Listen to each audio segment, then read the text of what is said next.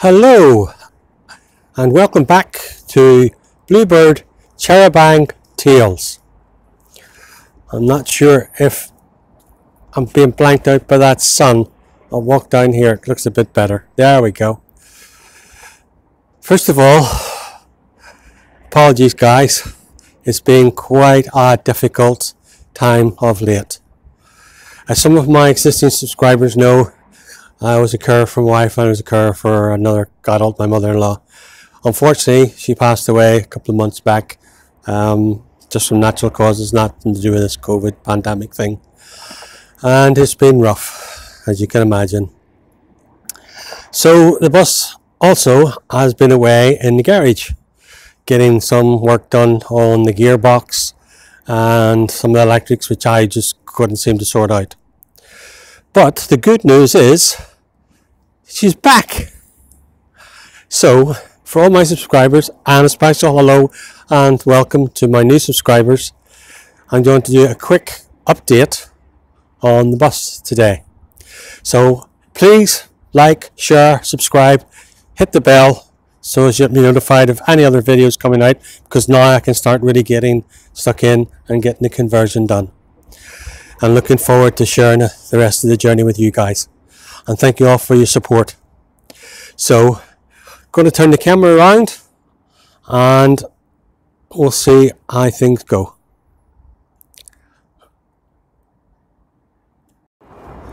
So guys, here we go. Here is Bluebird Charabang. Back again. So, as I say, we have a few things which have been done, some which I've already spoken about. I'm not quite sure if some of the other things that have happened have been mentioned in any of my videos. So, we'll start with the front. Okay, so we had a gearbox issue. She wasn't showing the gear selection inside and she was jumping into gear when you tried to select anything. Turns out it was just one speed position sensor on top of the gearbox and two bent pins for part of the communication between the TCM, transmission control module, and the ECM, the engine control module. Just actual pins bent in the connecting plugs. So once those were sorted, everything's working. She goes into gear smoothly, she's showing up on the dash, everything really nice. Inside, I already think I said previously, I cleaned the overhead exhaust manifold, inlet manifold I should say, with good old oven cleaner, and power jetted it out, which has made a massive difference to the exhaust gases. I fitted a new expansion tank and cap because the other one kept sort of boiling a bit too much. That solved that problem. Also changed the power steering fluid, flushed it through because I fitted a new power steering oil cooler because the other one was leaking. Other thing I fitted was a new radiator because again it was leaking from one of these plastic fittings. Okay, and that has made a big difference. And the one that's really made the biggest difference of all was the AC condenser, air conditioning condenser here in the front, this little one. The old one was full of holes and leaking and had no gas, and I can never understand why I couldn't get any air conditioning inside the bus, especially in the top air conditioning unit. That's in, it's been regassed and it's working first class. The amount of cold air is really brilliant. So people use that inside the bus as part of the conversion for air conditioning and heating. The intercooler on the front I haven't changed because there's nothing much wrong with it. So there we have it there. I have a few things still to do here because we were having the problem in here with the fuse. It kept blowing. This is all covered in this plastic, if you can see it or not. So I've got that fixed. It's no longer blowing the fuse. We discovered what that was, and I now have to take this battery out, get a new fitting that covers the bottom of all the fuses, and that fuse box is there, which you won't be able to see at the moment, has to go back into, because the one I had, I cracked it, taking it out, because it is a very tight fit. Lights missing here because I've sent for a set of upgraded lights that also have daylight running lights on them as well, and I'll be getting some new fog lamps as well to go with that. So waiting for those to come in so as I can fit those and then get the bumper back on, which I'll show you the bumper in a minute. Okay, because it's already painted and ready to go back on. So the air suspension's up and working, apart from a couple of things. It's not kneeling or tilting, but that's because, idiot, and this is a piece of really good advice, do not take anything off anywhere where electricals are concerned, and even other bits, engine bits, without first of all taking a photograph. Okay, because I did that and now I don't know where these bloody wires go back, and a couple of them has to do with the kneeling and the tilting. So big shout out there if anybody has a Bluebird Tucano by 2009, and they would kindly just take, there's a plastic cover here that goes over these, take it off, take a photograph, side, top and sort of bottom of how their wires are fitted. It would be a massive help to me to try and get that sorted, because that's the last thing to be sorted really mechanically.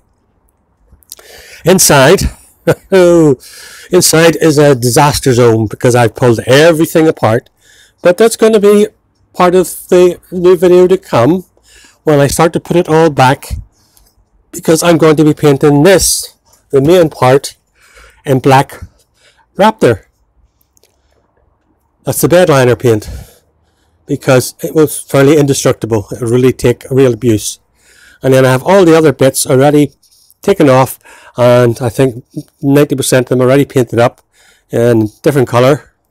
So you look forward to seeing that at some point. So have things off here, just trying to work on the door fittings. One of the problems with the gearbox as well was this unit, and I can't see if you'll see it or not, but this sort of big unit here. Okay, in mine originally, there's a lot of micro switches in here to do with the leverage for the gears, and mine were all faulty. So that was the other big reason why I couldn't get any gears, and also it was causing part of the fuse blowing. Okay, so back here, spaghetti junction. I've taken a lot of things off. This is the sort of air. Hang on, I'll go down here a bit, guys. Let me get a better picture of it. Oh, be careful! It's deadly working in a bus with stuff around. This is the sort of internal bus air conditioner. It's linked into the air condenser. Sorry, air conditioner. It's like a condenser as well, which is linked into the condenser in the engine. So that's where you get your cooled air from, if anybody was interested in knowing why you have that pipe work. Okay, so as you can see, I've ripped just about everything down in the bus, for anybody that's not maybe seen this before, but it's all down. Oh, it is. Ceiling, everything, all ripped down. Okay, because I'm going to remodel the whole thing.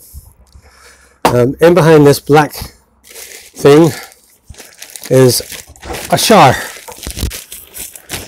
an RV sort of shower cubicle, and you can't really see it, sorry guys. Okay, so that's what I'm going to be installing. It's a shower. And here's the other spaghetti junction. Okay, although it's getting less of spaghetti junction because I've now got some wiring diagrams and things which are helping me to understand what these things are. Okay, so this was going to be a reasonable idea. I think I talked about before about using this door from a Vito van and the frame to change my door at the front, but I think I'm going to have to probably drop that because of the fact, believe it or not, I can't get it to work so they'll have a view to the mirror, and that would be an MOT fail to the reversing mirrors. So I think I have to go to a different plan. So back here, and there's bits of flash you'll see of blue stuff, and that's under wraps. That'll be for another video when that all comes out and you see it all fitted back in place. Just a little hint. Then this large box, that's a rear box exhaust. So it is, because I think it's about the only thing that looks a bit dodgy on mine, so I'm just going to change it to be on the safe side. It wasn't very expensive.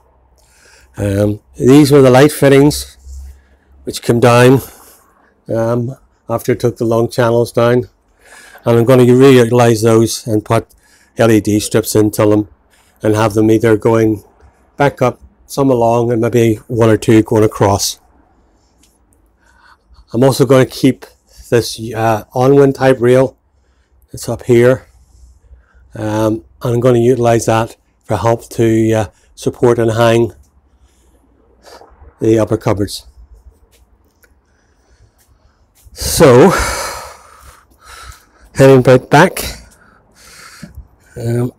I was originally going to keep this ramp, but I've been thinking about it, and when I was getting stuff, clearing the shed out basically, I discovered a couple of little ramps, because my wife is disabled and uses a wheelchair and a little motor scooter, a mobility scooter. So I discovered two aluminium ramps that we used to use to put her scooter in the back of the car. So I'm going to take this off. I'm going to mount a bar across, and I'm going to put those ramps on. So I'm going to put a bar sort of across here. I'm going to put those ramps on and have them fold up so they slide in. One goes there, one goes there. So I just have to bring them out on the bar and drop them down, so as I don't have to keep reconnecting them. So that's the idea. Okay, so as the floor will come up a bit, and hopefully we'll have enough room to recess that down where it won't interfere with getting in and out of the back. The seats covered are another surprise that will be coming. Those are new seats, nice new Mercedes seats, leather seats that will be replacing the ones in the front and going on swivels. Because I intend that big box there just behind the driver's seat where they're wearing spaghetti in it, well, Spaghetti Junction wearing box, that I'm going to take off, and I'm going to turn and put to the side, and it'll be under one of the cupboards down there on that side, and probably that's where all the other electricals will be placed, apart from the batteries which will be coming here to the rear. Other idea I have is I'm going to maybe cut out the section of the floor here at the back to mount water tanks and possibly an LPG tank, although I'm not sure about that.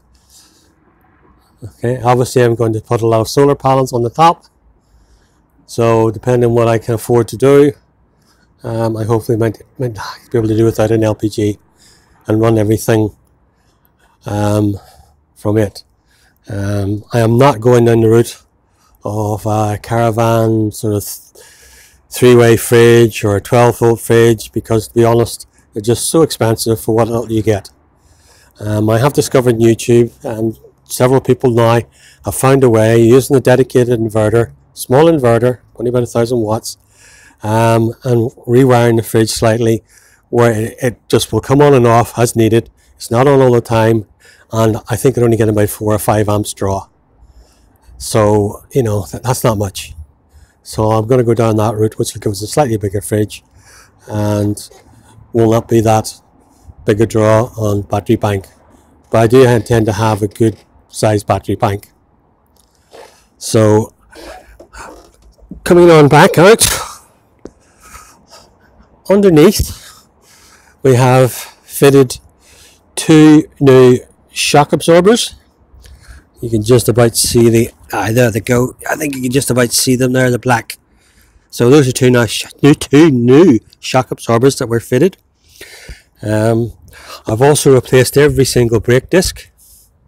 So I have new brake pads, new seals on the pistons all around. And say this is where my Spachi heater exhaust comes out. The heater's just in under here somewhere. Same again at the front, all new brake discs, brake pads, seals for the pistons, all the way around. Same here, I'm painting them yellow as you can see, although I think I might have to touch them up again. They're taking a bit of abuse. So that at the moment is Bluebird Charabang back again in a bit of a knocked about state. One other thing which I did speak about before, hang on, let me just unlock this. Okay, was I'm trying to think of a way to put services in without necessarily cutting in to the side, apart from maybe the toilet. Might have to do an opening for the cassette toilet. But what I thought is I have fitted, I don't know if you can see it that well, this is a large like polymer sort of resin type hinge that they use in horse boxes and even on buses, okay, to fit their skirts open. So this one will actually lift. It's tied at the bottom at the moment, but it actually will lift up. So I'm thinking I can put locks on that, I can lift it up, and I can put all my services coming in behind that so they won't be seen, you know, and they'll be protected from the weather more than being exposed. So that's the idea. I've done it on that side. I was thinking of doing it on the other side, but I'm not so sure. I might just have that one as a fixed one and have the services here, possibly.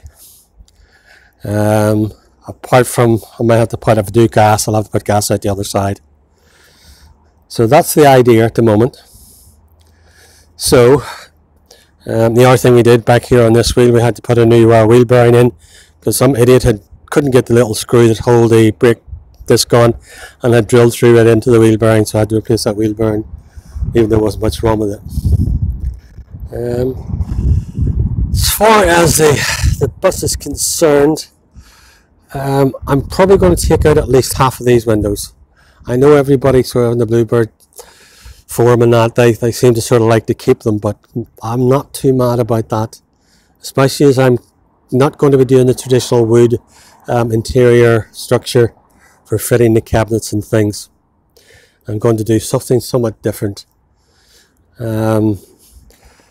So my idea now is that this door, as I've seen a couple of people do, I think I will fix in place, and then I'm thinking of, if I can work it, is, believe it or not, I'm thinking of trying to turn that into a sliding door like in a van, like I have in my own little car here. Little Ford has a sliding door. So I'm thinking I'm going to try, which means I have to take this glass out and put sheet metal in and some bars behind it, some sheet, what do you call it, the square bar, can't remember the name of it at the moment, you know what I mean, guys. So that it will support the runs. So I'm thinking if I put one sort of near the top, one in the middle, and one towards the bottom there, and I can maybe get it to just slide out, which means saves me a lot of work with the doors. That's the idea. We'll see how it progresses. So, because they already do kind of slide out, so I know that's where I have to sort of have them kind of going to. Well, I can come in a bit from that. There's quite a bit of gap, so I could come closer when they slide. So don't even consider using just what's there as a sliding part. That could be an idea. That could be an idea. There you go. Anyway, so that's the state of play at the moment, guys. I'm waiting on the lights coming, as I said to you, and the fog lights. I'm waiting on a little sort of adapter for the handbrake there to drop it down for taking the swivel seat. That unit behind it is going to go over to the wall over there, out of the road. I'm going to extend, that's the heating from the dispatcher, I think that's how they say it, down there. I'm going to then run, I'll be able to run it from the back there, run one down that side of the bus, and then this one I'll bring across and run down this side of the bus here. So that'll give me my heating in the bottom, and all of those I'm going to run down sort of and have them coming, you know, the outer ones going right to the back of the bus, then slightly back further. So there's 1, 2, 3, 4, 5, 6. So basically it'll be one to the back, the next two will be sort of slightly up to that, the next two will be towards the middle, and then the next two towards the front. So that should give me hopefully a lot of nice air, chilled air, to keep the bus nice and cold. That's the idea. I'm also hoping to reinstate the CCTV inside the bus, as well as a security feature. Going to build like a 2-tier shelving system in there. One for taking a lot of storage, and then one below it for sort of like maps and sort of general daily junk, is the idea at the moment. So that's me, guys. I will endeavour now to at least once a week. I'm hoping to try. It's not easy. I'm not the greatest at this videoing, but I will try at least once a week to try and get something up to show you what's happening and the progress.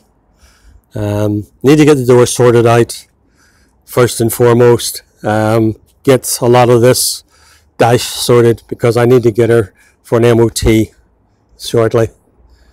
And once I get that done, then I can really crack on with the inside, because obviously there's no point in doing all that if I have other mechanical things or anything which the MOT people are not happy with. And here in Northern Ireland, like you guys and most of the rest of the kingdom, when you go to a garage, we have dedicated government run MOT centres, so they're very, very strict. So she will be getting a really tough MOT, but I'm happy enough. I mean, underneath I've under sealed 2/3 of her, so I'll be quite happy. And with all the mechanical work I've done and had done, I don't see any reason why she shouldn't pass. And obviously the other thing I need to do, which after I get her MOT'd, is I will take this unit out, and I'm going to obviously install a passenger seat in there. So hope you enjoyed that quick walk around, guys, and update. And I thank you all for your patience and indulgence and sticking with me. And again, apologize very much that I haven't been able to, for personal and other reasons, keep you up to date. But we're back on track again, and exciting times ahead. So, as I say, please share, please comment. I really do welcome comments, criticism, as long as they're constructive criticism, ideas. So take care, everyone. Look after yourself and your families, and I'll see you soon in the next video. Bye for now.